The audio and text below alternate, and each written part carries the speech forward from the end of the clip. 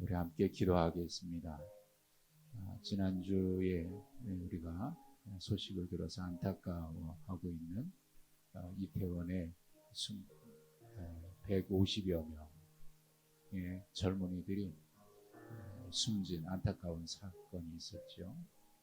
우리 이를 위해서 함께 기도하고 유족들을 위로해 주시고, 또 아직도 그 병상에서 치료받고 있는 그들을 주님 불쌍히 여겨주시고, 또 이 사회와 이 민족을 하나님께서 긍휼히 여겨주시기를 우리 함께 기도하시고, 우크라이나 전쟁이 계속되는 가운데 북한에서는 미사일을 계속 쏴대면서 한반도의 긴장이 고조되고 있는 상황입니다. 하나님, 이 나라를 지켜주시고 이 땅을 지켜주시고 전쟁이 속히 종식이 되고 평화가 정착이 될 수 있도록 위에서 기도해 주시고, 또 다음 17일 날 시험을 앞두고 있는 우리 수험생들을 위해서 우리 함께 기도하시고 예배를 위해서 기도하시겠습니다. 우리 다 같이 한 마음으로 기도하겠습니다. 하나님 아버지, 오늘도 주의 전에 나와 예배할 수 있는 은혜 주신 것을 감사합니다. 하나님, 이 시간 우리는 이렇게 주님 전에 모여서 하나님께 구원의 은혜를 감사하겠습니다. 지난 주간에 젊은이들 이태원에서 많은 젊은이들이 숨지고 참사가 있었습니다. 안타까운 생명을 주님께서 기억하여 주시고 그들을 위로하여 주시고 유족들을 위로해 주시고, 지금도 여전히 병상에서 죽는 환자실에서 회복을 기다리는 그 경각간에 있는 그 생명들을 주님 기억하여 주셔서 회복될 수 있는 은혜를 허락하여 주시옵소서. 하나님이여, 이런 여러 가지 계속되는 사건 사고들을 주님 기억하여 주시고 이 나라와 이 백성들을 지켜주시고 위로하여 주셔서 이 나라가 안전한 나라가 될 수 있도록 우리 젊은이들이 마음껏, 우리 자녀들이 마음껏 뛰놀 수 있는 그런 나라가 될 수 있도록 하나님 은혜를 허락하여 주시옵소서. 하나님이여, 지금도 지구촌에는 끊임없는 전쟁으로 인해서 수많은 생명들이 죽어가고 있습니다. 하나님, 이 땅에 전쟁이 속히 종식되게 하여 주시고, 전쟁으로 인하여서 자기 수단과 방법을 가리지 않고 정권을 유지하려고 하는 그런 악한 세력들을 주님께서 기억하시고 멸하여 주시옵소서. 그리고 이 땅에서도 끊임없이 무력 도발의 징후들이 있음으로 인해서 긴장이 고조되고 있는 이 나라를 주님 불쌍히 여겨주셔서 속히 평화가 정착이 될 수 있도록 이 땅에 하나님 긍휼을 베풀어 주시고 은혜를 내려 주시옵소서. 수능을 앞에 두는 사랑하는 자녀들, 하나님 그들의 건강을 지켜주시고 그들에게 지혜를 주시며 평안한 마음 주셔서 남은 기간 잘 준비해서 마지막까지 최선을 다할 수 있도록 하나님 은혜를 베풀어 주시옵소서. 오늘도 주님 앞에 모여 예배하는 우리에게 하늘의 은혜를 내리시고 성령의 기도를 주시고 함께하여 주시옵소서. 구원의 감격과 그 사랑에 대한 감사를 예배할 뿐만 아니라 우리 속에 그들의 마음 풍성하도록 도와주옵소서.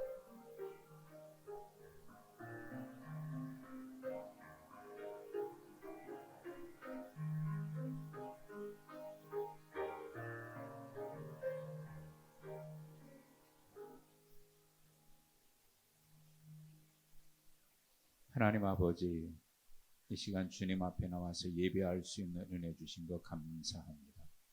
하나님, 안타깝게 지난 주간에 한 자리에서 죽어간 젊은이들, 하나님 그들을 기억하여 주시고 또 슬픔을 당한 유족들을 위로해 주시고 여전히 병상에서 경각간에 있는 그 생명을 붙들어 주셔서 회복될 수 있는 은혜를 허락하여 주시옵시며, 이 나라 이 민족이 우리의 젊은이들이 우리의 자녀들이 마음껏 뛰놀 수 있는 그런 안전한 나라가 되도록 하나님 도와 주시옵소서.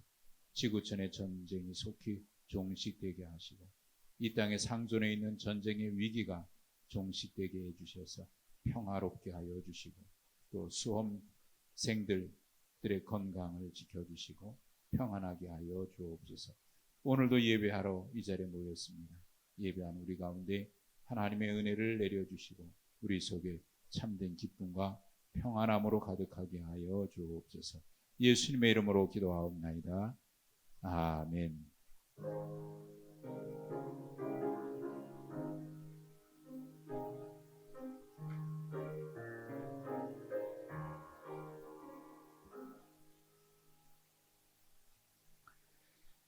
로마서 1장 24절부터 32절까지 보시겠습니다. 로마서 1장 24절에서 32절입니다.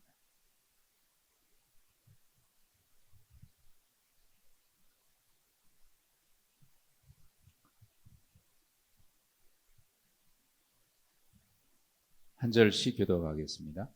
그러므로 하나님께서 그들을 마음의 정욕대로 더러움에 내버려 두사 그들의 몸을 서로 욕되게 하게 하셨으니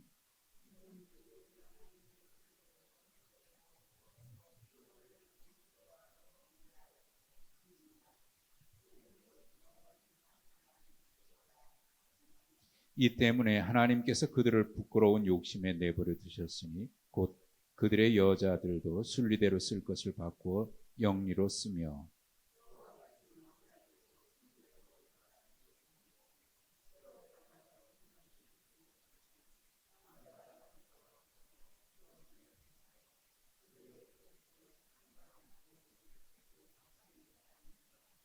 또한 그들이 마음에 하나님 두기를 싫어하며 하나님께서 그들을 그 상실한 마음대로 내버려 두사 합당하지 못한 일을 하게 하셨으니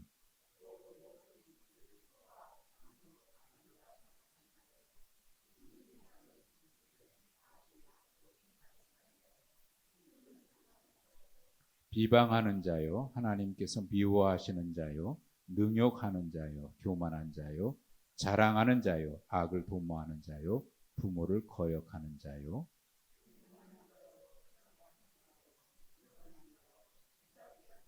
함께 읽습니다. 그들이 이 같은 일을 행하는 자는 사형에 해당한다고 하나님께서 정하심을 알고도 자기들만 행할 뿐 아니라 또한 그런 일을 행하는 자들을 옳다 하느니라. 아멘. 오늘 하루도 잘 지내셨습니까? 날씨가 점점 이제 서늘해지면서 또 오늘은 화창한 기분 좋은 하루였습니다. 우리 사회에 여러 우울한 일들이 많이 있지만 안타까운 일도 있었고 참 마음이 아픈 일이죠.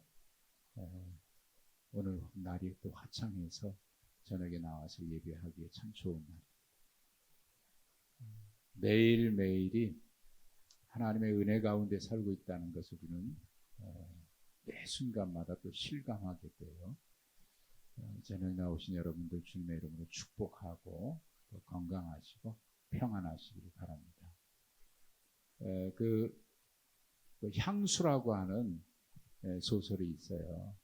그 작품으로 유명해진 독일의 작가인데 패트리 쥐시켄트라고 하는 작가가 있습니다. 그분이 쓴 책 중에 하나가 아주 얇은 책인데 GPA 강요라고 하는 아주 짧은 글이에요. 내용이 이런 겁니다. 한 여성 화가가 있는데 그분이 전시회를 했어요. 전시회를 했는데 거기에 평론가가 와서 보고는 그 여성 작가의 작품에 대해서 이런저런 평을 했는데 마지막에 그 평론가의 평가는 이런 겁니다. 참 좋은 작품인데 깊이가 없다 그런 얘기를 해요. 그 다음 날 신문에 그 평론가의 평론가의 평가가 신문 기사에 실렸는데 역시 마찬가지입니다. 마지막에는 깊이가 없다. 근데 사람들은 다른 건 기억하지 않고 그 깊이가 없다는 것만 기억해요. 그래서 사람들이 그 작품은 깊이가 없어. 깊이가 없어. 그 작가는 깊이가 없어. 어느 날 어느 모임에 초대를 받아서 거기에 참석을 했습니다. 사람들이 모여서 이런저런 얘기하는데 뒤에서 수근수근하는 소리가 들려요. 자기에 대해서 하는 이야기예요. 그 사람의 작품은 깊이가 없어. 그 사람은 깊이가 없는 사람. 수근수근하는, 자기에 대해서 수근수근하는 소리가 들려요. 그래서 이 작가가 고민에 빠졌습니다. 깊이가 뭘까? 내 작품 왜 깊이가 없는가? 그래서 깊이가 있다고 생각되는 작품도 보고요. 또 이런저런 책도 찾아보고 도대체 깊이가 뭘까? 깊이가. 사람들은 그 사람에 대해서 깊이가 없는 사람, 그 사람의 작품은 깊이가 없는 작품. 그는 수근수근 되는 소리에 그는 더 이상 작가로서의 활동을 못합니다. 두문불출하고 사람들을 만나기 싫어하고 집에 갇혀서 그림을 그리려고 하는데 그림이 그려지질 않아요. 그림도 안 그립니다. 그리고 술을 마시면서 점점 자기 세계로 숨어 들어갑니다. 그러다 어느 날 그만 그가 높은 곳에 139m 되는 방송국 송신탑에서 투신해서 자살합니다. 그리고 그 기사, 그 사람의 자살 소식을 듣고 많은 언론들이 쫓아옵니다. 달려들어가지고 그 사람에 대해서 취재를 하는데 그 사람의 집에 들어가서 널브러져 있는 술병이며 정리되지 않는 집안의 더러움이며 한쪽 구덩이에는 처리되지 않은 그런 지저분한 것들, 이런 것들을 사진 찍어가지고 사람들의 기사에 계속 실어줍니다. 그것도 톱 기사로 막 2면 3면에 걸쳐서 사람들은 그것을 보고 이럴 수가 있다. 흥미 위주의 사람들이 이제 반응하잖아요. 그 자극적인 기사를 실어내는 거예요. 그리고 그 작품을 평가했던 그 평론가의 그 기사가, 또 인터뷰 기사가 또 신문에 실립니다. 이 작가는 초기부터 어떤 분열적인 그의 작품 세계에서 그런 모습을 보였다. 뭐 그런 이야기. 짧은 글인데요. 큰 반향을 일으켰던 작품이에요. 그러니까 이 사회의 모습을 지적하는 겁니다. 남의 이야기를 쉽게 하는 사회, 쉽게 정죄하고 판단하는 사회, 그리고 거기에 반응하는, 자극적인 일에 반응하면서 같이 동조하고 보완해동하는 이 사회. 이 작품이 좀 시간이 지난 작품이긴 합니다만 여전히 이 사회는 남의 아픔에 대해서 공감하기보다는 지적하고 정죄하고 또 판단하고 좋아하고, 또 언론도 역시 마찬가지고요. 자극적인 기사로 사람들의 흥미를 끌려고 해요. 그래서 앞뒤 다 잘라놓고 이제 한마디, 깊이가 없어. 이게 그 사람을 결국 죽게 만듭니다. 우리 사회의 그런 모습들을 보면서 지금 안타깝게 이태원에서 죽어간 사람들을 보면서 이런저런 말들을 하고, 또 그걸 정치적으로 이용하려고 하지 말자 하면서 또 이용하려고 하고, 또 쉽게 정죄하고 판단하고, 그런 모습들을 보면서 우리 속에 참 공감하는 마음이 없다, 그런 생각을 합니다.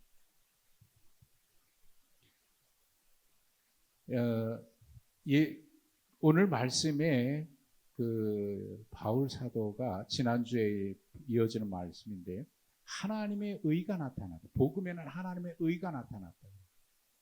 그리고 지난주에 보셨던 18절에는 바로 이어서 하나님의 진노가 나타나고 있다. 하나님의 의가 나타났다. 이어서 하나님의 진노가 나타나고 있다. 여기 진노가 나타나는 것은 지금도 계속해서 하나님의 진노가 나타나고 있다. 이 진노는 지난주에 제가 그런 말씀을 드렸어요. 하나님의 의의 또 다른 표현이다. 하나님의, 그래서 복음에는 하나님의 의가 나타났다는 게 16절, 17절이었잖아요. 그리고 바로 이어서 하나님의 진노가 나타났다. 그러니까 복음에는요, 하나님의 구원의 사랑입니다. 예수님께서 이 세상에 오신 이유가 요한복음 3장에는 뭐라고 말씀하고 있냐면 하나님이 세상을 이처럼 사랑하셔서 독생자를 주셨다 그랬대요. 그래, 너무 잘하는 말씀이죠. 근데 그 말씀 이어서 또 무슨 말씀이 있는 줄 아세요? 예수님이 이 땅에 오신 이유는 세상을 심판하기 위함이 아니라는 말씀이 그 말씀 전후로 이어지는 거예요. 예수님이 이 땅에 오신 이유는 세상을 심판하고, 한번 찾아보십시오. 요한복음 3장을 우리가 너무나 잘 알고 암송하는 말씀인데 그 앞뒤 전후의 말씀을 우리가 같이 보실 필요가 있어요. 요한복음 3장 16절 잘하는 말씀이죠. 하나님이 세상을 이처럼 사랑해서 독생자를 주셨으니 그 말씀입니다. 그를 믿는 자마다 멸망하지 않고 영생을 얻게 하려 합니다. 그리고 그 다음 절에는 하나님이 그 아들을 세상에 보내신 것은 세상을 심판하기 위해서가 아니고 뭐라고요? 구원하기 위해서. 그러니까 하나님의 역사는 구원의 역사지 심판의 역사가 아닌 거예요. 구원과 심판이 같이 있는데, 자, 우리는 십자가에서 하나님의 사랑과 공의가 동시에 나타나요. 하나님의 사랑은 뭐죠? 십자가에 나타난 하나님의 사랑. 예? 우리가 죄인인데 우리 죄로 인해서 구원받지 못하잖아요. 하나님의 진노의 대상이었는데 우리 스스로 구원에 이를 수가 없으니까, 우리의 죄를 우리 스스로 해결할 수 없으니까 독생자를 이 땅에 보내셔서 우리의 죄를 다 담당하게 하시고 우리의 죄를 용서하십니다. 그게 십자가에 나타난 하나님의 사랑이죠. 십자가의 복음에 나타난 하나님의 사랑이죠. 이게 하나님의 의입니다. 근데 동시에 이 십자가에는 사랑과 동시에 뭐가 나타나 있냐면 하나님의 공의가 있는, 죄에 대한 심판이 있는 거예요. 심판. 근데 그 심판을 위해서 예수님이 십자가에 죽으신 거예요. 그래서 십자가는 공의이면서 동시에 사랑인데 우리에게 나타난 것은 사랑이에요. 십자가는 사랑이죠. 우리를 구원하기 위한 사랑. 요한복음에 분명히 말씀하고 있는 것처럼 예수님께서 세상을 이 땅에 보내신 건 구원을 위한 거예요. 심판하기 위해서가 아니라 구원. 그럼 마지막 주님이 재림하실 때는 뭐를 위해서 재림하실까요? 예수님이 이 땅에 재림하실 때 재림의 목적이 뭐죠? 심판입니까? 이 세상의 종말입니까? 파국입니까? 아니면 믿는 자들의 구원입니까? 요한복음 전에도 말씀 계속 요한계시록을 보면서 말씀드렸는데, 요한계시록은 무서운 그런 파국의 책이 아니라 구원의 책이다. 네? 이 기록된 말씀을 듣는 자와 읽는 자와 듣는 자와 지키는 자가 복이 있다. 그리고 요한계시록에 계속 말씀하고 있는 건 뭡니까? 이기는 자가 구원을 받는 거고 이기는 자가 복을 누리는 거고. 네. 물론 거기에 심판의 내용이 많이 있어요. 심판에 대한 그 7가지 재앙들이 계속 나오잖아요. 심판이죠. 근데 심판이 목적이 아니라 구원을 위해서, 하나님의 구원을 위해서 심판이 부득이하게 있는 거예요. 그래서 끝까지 악의 그래서 돌아오지 않고 그런 자들에게 심판이 있지만, 그러나 끝까지 이기는 자, 증인, 믿음을 지키는 자, 새하늘과 새 땅에서 구원에 이르다. 하나님의 진노도 결국은 진노 자체의 목적이 있지 않고 어떻게 해서든지 구원하기 위해서. 자, 보세요. 이 로마서가 로마에 있는 성도들에게 어떻게든지 복음을 내가 전해서 그들이 믿어 순종해서 구원에 이르도록 하기 위해서 바울 사도가 로마서를 기록했잖아요. 그런데 이것이 복음인데 로마에 있는 교인들이 이 복음을 듣기를 원하여서 바울 사도가 가서 전하고 싶어 했고, 가기를 그렇게 원했고, 그렇지 못한 상황에서 서신을 써서 보낸 거 아닙니까? 근데 처음부터 왜 이 하나님의 의가 나타났다 이 얘기하고 나서 바로 하나님의 진노 이야기를 1장, 2장에는 또 이제 유대인들에게 대한 심판에 대한 이야기가 나오고, 그 왜 이야기가 계속 처음부터 나올까요? 그것은 그 당시 로마 사회에 있었던 죄악 때문에 그래요. 타락한 죄악들 때문에. 죄악된 세상에 예수님이 심판이 하나님의 목적이라고 하면 이 죄악된 세상에 예수님을 보내실 이유가 없죠. 예수님이 오신 이유는 심판하기 위해서가 아니라 누구든지 저를 믿는 자마다 멸망하기 위함이고, 독생자를 하나님이 보내신 것은 심판하기 위함이 아니라 구원이다. 구원의 목적입니다. 근데 그걸 거부하는 자에게 어쩔 수 없는 마지막 심판이 있는 거죠. 그래서 로마 사회가 그 당시 이런 죄악이 가득하기 때문에 죄악에 대한 이야기를 하면서 하나님의 진노가 지금도 나타나고 있다. 지난주에 이제 우리가 보았고요. 그래서 그들이 하나님을 알되 영화롭게도 하지 않냐니까 오히려 그들의 생각이 어떻게 해졌다고 그러냐면 21절에 허망해지고 마음이 어두워지고, 그리고 그들의 마음속에 하나님의 영광을 우상으로 바꿔버려요. 그러니까 우리 속에 하나님의 형상이 임하기보다는 이걸 자꾸 우상으로 바꿔버리니까 우리 속에 하나님으로 충만하지 않고 죄악으로 가요. 자, 그래서 오늘 본문에 보면은 이런 사람들에게 하나님께서 진노가 임하는데, 그 하나님의 진노 가운데 가장 무서운 진노가, 여러분 뭔지 아세요? 하나님의 진노 중에 가장 무서운 진노는 오늘 본문에 3번이나 나오는데 내버려 두시는 거예요. 내버려 두시는 거예요. 여러분 하다 안 되면 뭐라 그래요? 화가 나면 내버려 둬, 그냥 잘 되든지 안 되든지 내버려 둬. 화나면. 근데 내버려 둬 그러면서 진짜 내버려 두라는 겁니까? 우리는 내버려 두라고 그럴 때는 화가 나니까 막 그런 거잖아요. 제일 무서운 심판은요, 진노는 내버려 두는 거예요. 그 사사기의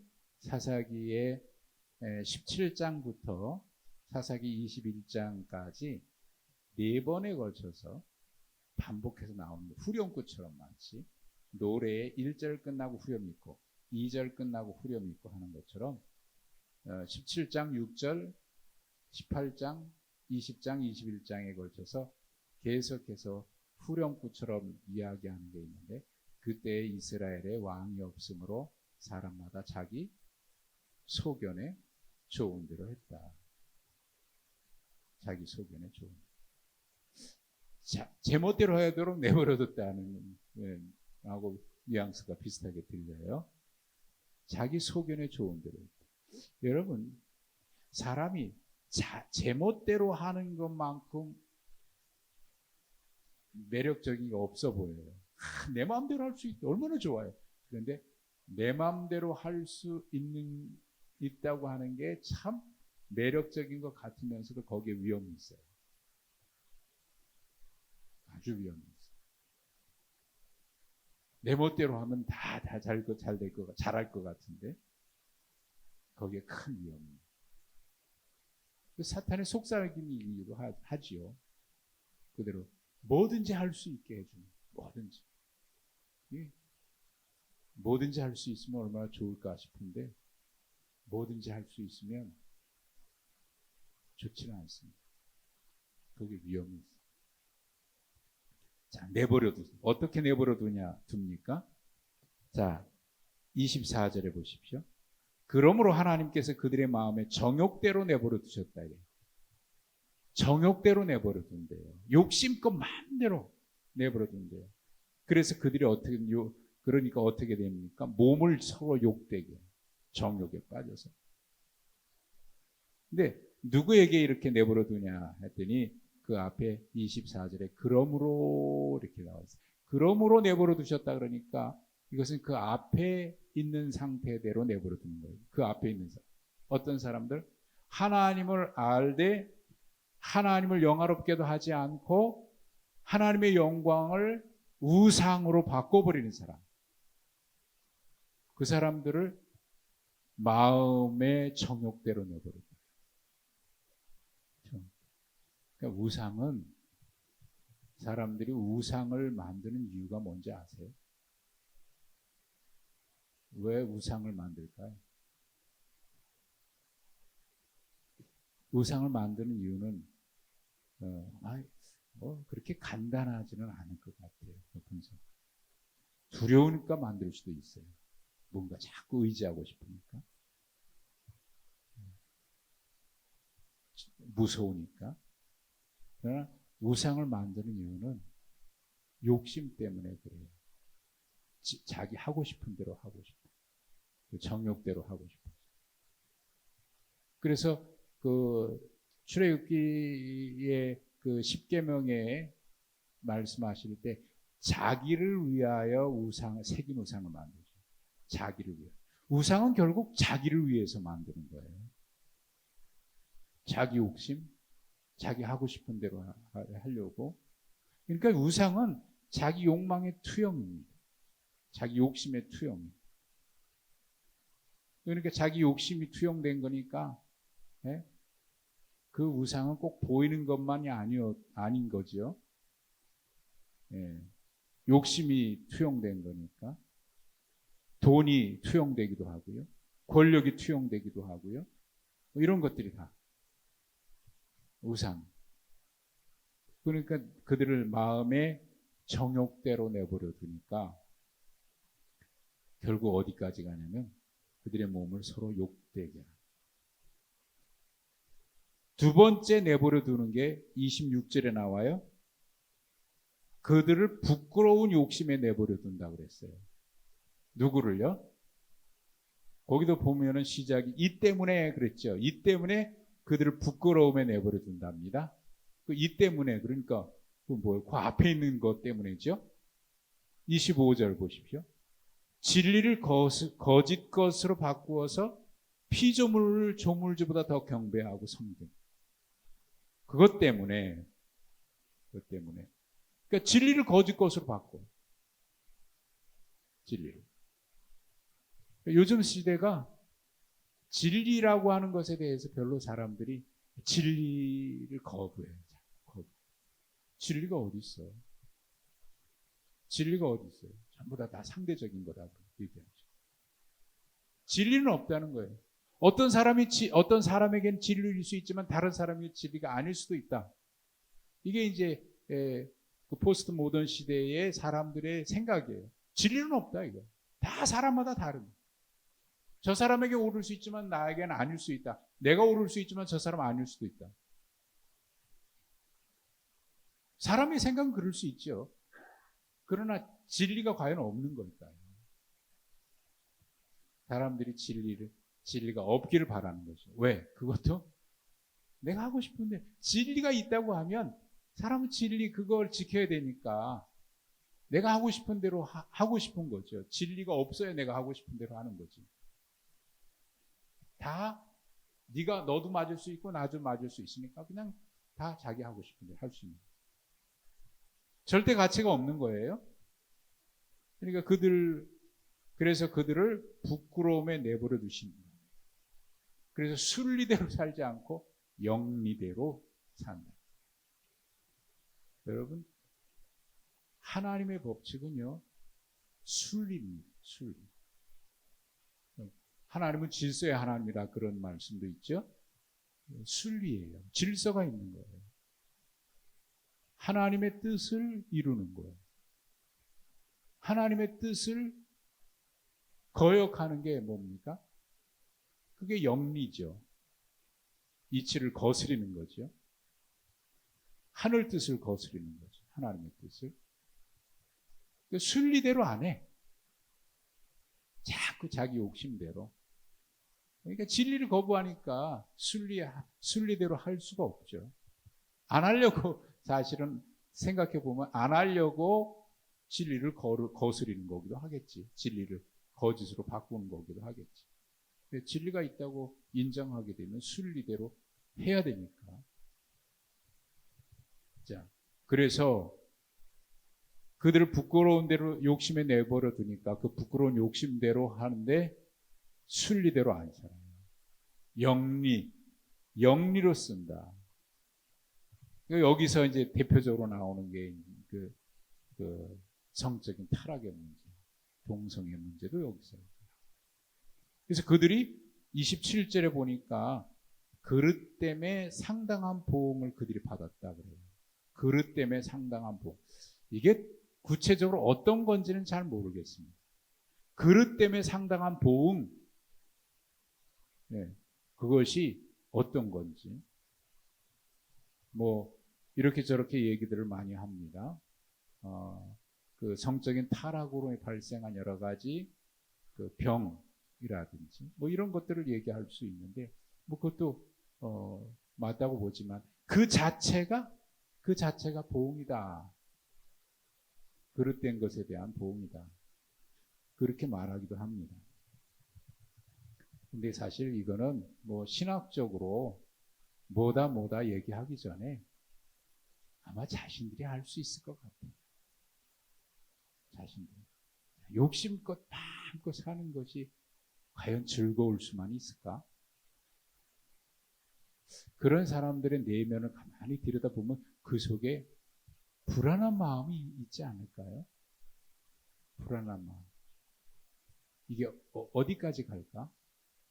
그렇게 끝까지 이렇게 자기 쾌락을 위해서 욕망을 그렇게 이게 끊임없이 이렇게 할 수 있을까? 계속 불안감을 가지고 있을 것 같아요. 여러분 죄를 짓는 사람, 뭐 그 사람들은 죄라고 인정을 하지 않을 것 같은데 뭔가 불안하지 않겠어요? 이대로 이래도 되나? 이거 끝까지 갈 수 있나? 뭐 그러지 않을까 싶어요. 불안함. 상당한 보응은 그 자체로 이미 살면서 불안함, 두려움, 뭐 이런 것들 그 자체가 이게 보응이 아닐까 싶어요. 뭐 신학적으로 뭐가 옳다, 그르다, 뭐 그걸 얘기하기 전에 자, 마지막에 세 번째로 또 내버려 두신다 그랬는데 28절에 보십시오. 또한 그들이 마음에 하나님 두기를 싫어하며 하나님께서 그들을 상실한 마음대로 내버려 두신대. 그래서 합당하지 못한 일을 하고 이게 자꾸 뭔가 이렇게 허전하고 채워지지 않고 뭐 그러니까 하나님 두기를 싫어하니까 어거스틴이 그런 얘기 했잖아요. 파스칼도 빵세의 파스칼도 그런 얘기 했는데 사람에게는 다른 것으로는 도저히 채워질 수 없는 공간이 사람의 마음입니다. 다른 것으로는 도저히 채워질 수 없는 그런 커다란 구멍입니다.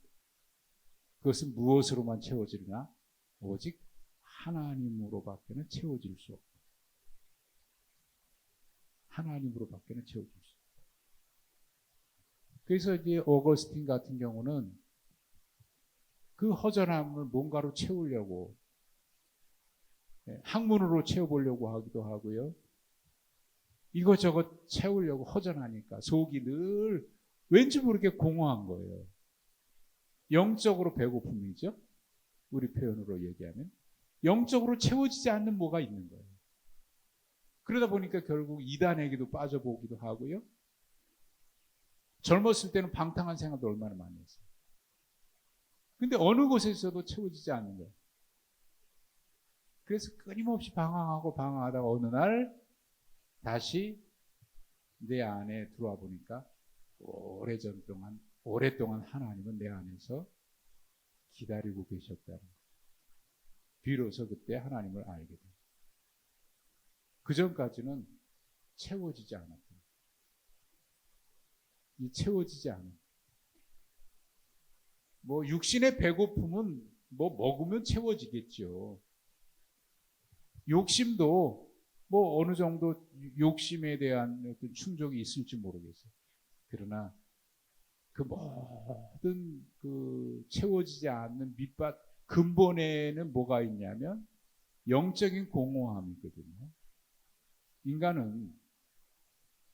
인간 자체가 하나님의 형상을 따라 지음받았기 때문에 하나님 아니고서는 도저히 채워질 수 없는 존재가 인간입니다. 전도서에 보면은 하나님께서 인간에게 영원을 사모하는 마음을 주고 영원. 그 영원을 사모하는 마음이 뭐로 채워질 수 있을까요? 물질로 채워질 수 있을까요? 그게 영원하지 않잖아요. 부인하지 않죠? 그 영원히 채워질 수 있나요? 욕심도 영원히 채워지나요? 욕심이 만족됐다. 그 영원한가요? 결코 아니잖아요. 근데 우리는 거기에 계속 매달리게 돼요. 그런 이야기가 있어요. 어느 굉장히 그 부자인데 집에 고가의 물건들이 많아요. 작품들도 있고 뭐 골동품도 있고 많아요. 근데 이분이 한 6개월 동안 외국에 갔다 와야 될 일이 생겼대요. 근데 불안한 거예요. 6개월 동안 집을 비워놓으려니까 고가의 물건들이 누가 와서 훔쳐갈까 봐. 불안한 거예요. 그래서 걱정이 되는 거예요. 그러다가 고민하다가 좋은 아이디어가 생각이 났대요. 그래서 허름한 그 골동품 가게 같은 데 가가지고 아주 값싼 거 사다 놓고 거기다가 고가의 가격표를 붙여놓은 고가의 진품처. 그리고 나머지 진품에는 뭐 이거는 대충 이렇게 막 처박아 두듯이 한쪽에다 이렇게. 그리고 다녀왔더니요. 그 집에 도둑이 들었는데 도둑이 뭐만 훔쳐갔는지 아세요? 고가의 가격표 붙여놓은 것만 훔쳐가고 진품은 그대로 다 놔두고 갔대요. 진짜는 놔두고 가짜의 가격표 붙여놓으니까 그게 진짜인 줄 알고 가죠. 여러분 이게 사탄의 작전입니다. 사탄의 작전은 진짜는 가짜다. 그리고 가짜가 진짜다.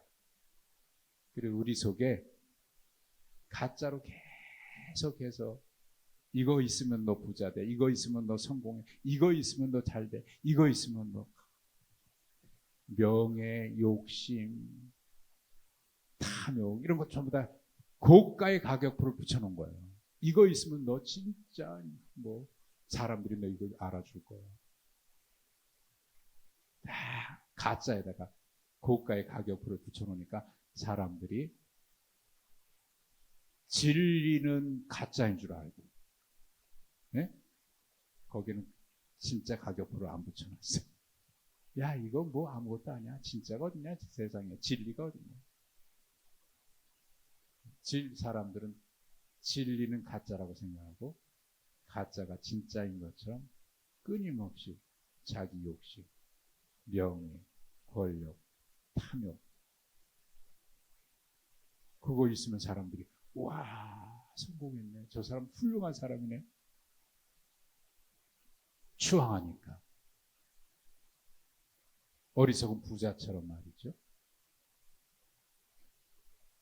하나님 나라가 어디 있어? 천국이 어디 있어? 야, 이 세상에서 잘 되면 그게 그만이지. 천국은 없어. 가짜.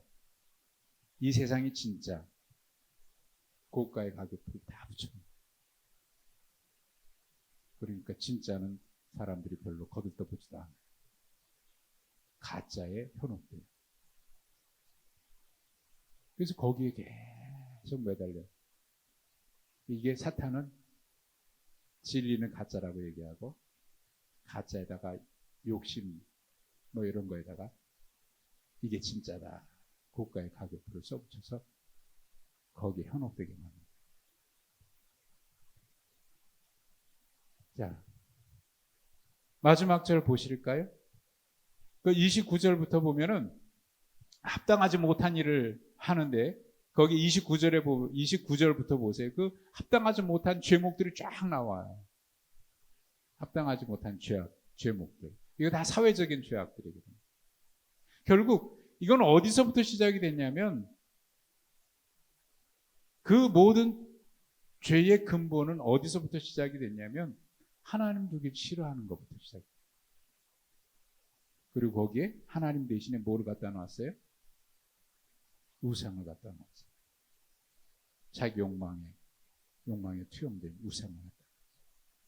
그래서 지난주에 18절의 말씀에서도 하나님의 진노가 어디에 나타난다 그러냐면 경건하지 않음과 불의에 나온 경건하지 않음이 먼저 기록되어 있어요. 그리고 불의예요. 경건하지 않으면 하나님과의 관계에서의 모습이고 그 다음에 불의는 이 세상에서 행하는 여러 가지 부도덕한 그런 도덕적인 문제. 그러니까 내버려도 합당하지 못한 일을 하는데 29절부터 31절까지는 다 바로 이런 죄악들인 거예요. 그 시작은 어디서부터 왔습니까? 하나님 두기 싫어하는 거죠. 네. 세계 모든 나라를 대상으로 해서 그 윤리의식, 국민들의 윤리의식 수준을 이제 설문조사를 했는데 극명하게 나타났대요. 천국이 있다고 생각하는 사람들은 그런 의식을 가지고 있는 나라들은 윤리적으로 괜찮았어요. 근데 천국이 없다, 지옥도 없다라고 생각하는 나라 국민들은요 윤리적으로 타락한 거예요. 천국이 없다, 지옥이 없다 그러니까 마음껏 죄를 지어도 괜찮다고 생각하는 거죠. 천국도 지옥도 없다. 천국과 지옥이 있다 그러니까 이렇게 죄 지으면 어디 간다? 지옥 간다고 생각하니까 그러고 안 할 거 아닙니까? 그러니까 천국과 지옥이 없었으면 좋겠지. 그래야 마음껏 죄를 지어도 뭐 별로 그 거리낌이 없을 테니까. 뭐 그렇다고 세상에서 우리가 살면서 이런 관계가 있으니까 양심이라는 게 있어서 좀 저기 하겠습니다만은 극명하게 나타날 때 천국이 있다 없다, 지옥이 있다 없다라고 생각하는 사람들, 그런 종교관을 가지고 있는 나라와 그렇지 않은 나라는 윤리적으로 극명하게 차이가 있다. 자, 마지막 절 보시면 32절. 이게 가장 무서운 죄입니다. 이게 가장 무서운 죄. 같이 읽어보겠습니다. 시작. 그들이 이 같은 일을 행하는 자는 사형에 해당한다고 하나님께서 정하심을 알고도 자기들만 행할 뿐만 아니라 또한 그런 일을 행하는 자를 옳다 하느니라. 이게 정말 무서운 거 아니에요? 예? 하나님의 심판을 알고도, 심판이 있다는 것을 알고도 죄를 짓는다? 이거 무서운 거예요. 그런데 거기다 더 무서운 거는 자기들만 하는 게 아니라 그런 죄를 짓는 사람들, 야야 괜찮아 괜찮아. 야, 뭐 그러고 같이 옳다고. 정말 무서운 거 아닙니까? 그 예수님이 바리새인들에게 그런 책망하셨잖아요. 바리새인들, 지옥의 자식들아. 너희도 천국에 못 들어가면서 천국의 문을 가로막고 남들이 천국에 들어가는 것까지 막고 있다. 자기들만 못 가는 게 아니라 남들까지 못 가도록 막고 있다. 그거 정말 나쁜 거 아니에요? 근데 자기들만 못된 짓 하는 게 아니라 못된 짓 이게 죄의 유혹이거든요. 자기 혼자 죄 지으면 불안이니까 야 괜찮아 같이 가자. 사탄은 끊임없이 물귀신 작전하듯이. 보세요. 그런 일을 행하는 자 사형에 해당되는 거 하나님의 법인 줄 알면서도 자기들만 행할 뿐만 아니라 자기만 망하면 그만인데 자기만 망하는 게 아니라 남들까지 망하게 하려고 그런 일을 행하는 자들을 옳다고 부추겨요. 야 잘했어. 그래서 같이 망해. 그러니까 요한계시록의 마지막 장에 20장인가요? 거기 보면 그 마지막 그 영원한 불못에 들어가는 악의 3종, 악의 삼위일체. 제가 그때 악의 삼위일체, 악에도 삼위일체가 있다 그런 말씀을 제가 표현을 했었던 것 같은데 요한계시록 20장 보십시오. 20장 10절에 보십시오.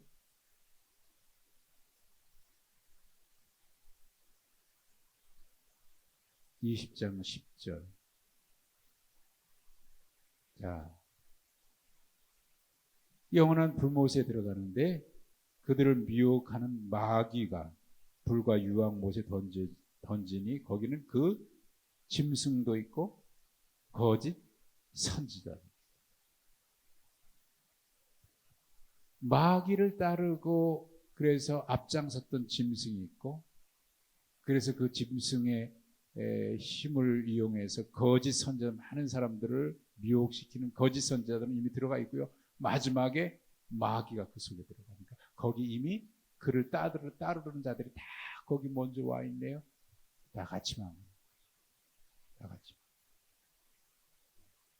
그러나 예수님을 따르는 자들은 주님이 하나님 보좌 우편에 앉을 때 우리도 하나님 보좌 우편에 함께 앉게 하시기를 예수님이 보좌 우편에 앉음과 같이 하신다. 예. 그러니까 예수님과 함께 하나님 보좌 우편에 함께 앉잖아요. 함께 앉으리니. 그래서 주님과 함께 영원토록 뭐한다? 왕노릇 하리로다. 왕노릇 하리로다. 우리 주님 하나님이 우리에게 원하시는 것은 이거죠. 예수님이 땅에 보내신 이유가 여기 있고 하나님의 의가 나타나는 것은 바로 그겁니다. 그래서 이 진노는 구원을 와하기. 어떤 면에서 저는 이런 생각이 했어요. 하나님의 내버려 두심은 하나님께서 그들을 마지막까지 어떻게 하든지 그들을 구원하게 하기 위한 하나님의 마지막 방법일 수 있지 않을까 하는 생각을 해봤어요. 이래도 너희가 더 가겠느냐? 마지막까지. 근데 거기에 주님의 안타까운 사랑의 마음이 있지 않나. 생각해 보면 제가 하나님 앞에 구원받고 우리가 하나님의 자녀가 된 것은 이런 하나님의 안타까운 그 사랑 때문이 아닐까요? 우리가 다른 사람보다 더 의로워서 아니잖아요. 그 사랑 때문에 그런 거죠. 그 은혜 때문에 그런 거죠. 그러니까 믿음은요, 구원받음에 대한 구원에는 구원받은 하나님의 백성들에게는 언제나 겸손과 감사밖에 없어요. 겸손. 나는 의롭고 너희들은 벌받아야 한다. 이 죄악의 자식들은 너희들은 심판받고 우리는 구원받아. 이게 아니에요. 우리도 회개하지 않으면 똑같은 건데 하나님이 구원해 주셨으니까 감사한 거죠. 그래서 우리도 세상을 향해서는 그런 마음으로 살아가는 거죠.